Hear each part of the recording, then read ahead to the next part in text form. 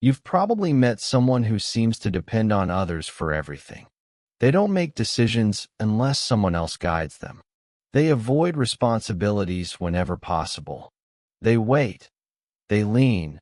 They expect, as if the world is obligated to carry them. And maybe you wonder, why can't they stand on their own? Why do they always need help? Why do they rely on others even for things they could easily do themselves? But here's the truth. People who depend heavily on others aren't always lazy, weak, or irresponsible. Often, they're shaped by experiences far deeper than what you see. This behavior is rarely about ability. Most of the time, it's about fear, conditioning, learned helplessness, and emotional patterns formed long before adulthood. And this is where it gets interesting.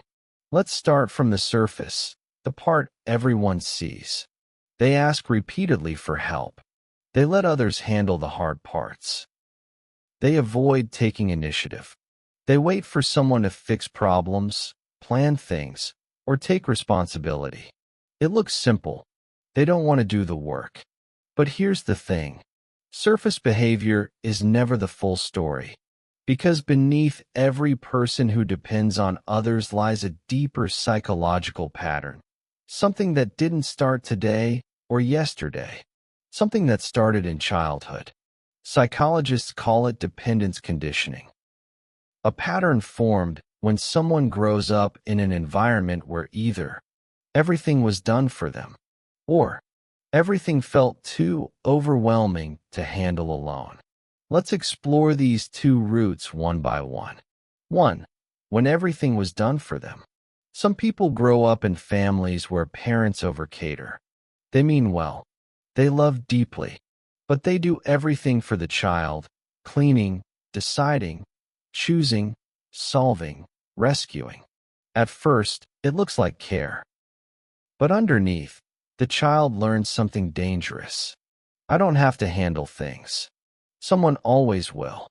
This is called overdependence learning, and it follows them into adulthood. They never develop capability because capability was never required. They never develop confidence because confidence is built through doing hard things, and they never had to. So now, as an adult, they rely on others the way they relied on their parents. Not because they lack intelligence, but because they lack experience with independence. 2. When everything felt overwhelming. The other root is the opposite. Some people grew up in scary, chaotic, unpredictable environments. Emotionally unstable households. Parents who criticized every decision. Homes where mistakes were punished, not supported. In these environments, the child learns a different message. If I do things by myself, I will be blamed, judged, or punished. So their safest strategy becomes, don't act. Don't decide. Don't initiate. Let someone else take control. This is called learned helplessness, a well-known psychological condition where people stop trying because past attempts led to pain. In adulthood, these people aren't trying to be difficult. They're trying to stay safe. And this is where it gets complex. To others, they look inconsiderate, irresponsible, or even manipulative. But the psychology behind it runs deeper. When someone relies on others to do everything, it's often because they fear failure. They lack self-trust. They avoid confrontation. They feel overwhelmed by decisions. They've internalized the belief that they're incapable. They feel unworthy of doing things for themselves. They learned early that relying on others is safer than relying on themselves. It's less about laziness and more about emotional survival. And maybe that's the real reason behind their behavior. They don't trust themselves yet. Let's look more closely. People who depend on others often show patterns like indecision, anxiety, avoidance, procrastination, fear of responsibility, fear of disappointing others, fear of being blamed, fear of being alone. These aren't flaws. These are wounds. Someone who depends heavily on others might appear relaxed, but inside they're terrified of being left alone with responsibility. They're not avoiding chores. They're avoiding the feeling of inadequacy that comes with doing them. And here's what's really happening. Every task triggers an emotional echo from childhood. What if I do it wrong? What if someone gets upset? What if I fail? What if I'm not enough? So instead of trying, they let someone else do it. Not because they feel entitled, but because they feel incapable. But here's the thing. This pattern hurts everyone involved. It drains the people around them. It creates imbalance in relationships. It builds resentment. It destroys trust. It limits personal growth. And long-term, it traps them in a cycle where dependence becomes identity. But the truth is, no one is born dependent. Dependence is learned, which means independence can be learned too. So let's look at what can shift this pattern. Healing begins when they understand. Responsibility isn't punishment. Mistakes are not failures. Trying is more important than perfection. They are capable of more than they think. They don't need to be rescued to be loved. People respect effort, not helplessness.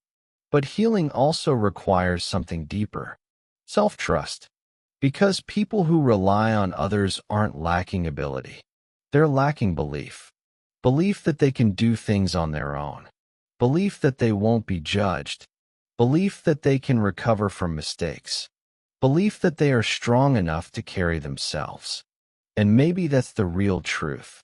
No one wants to depend on others for everything. Not really.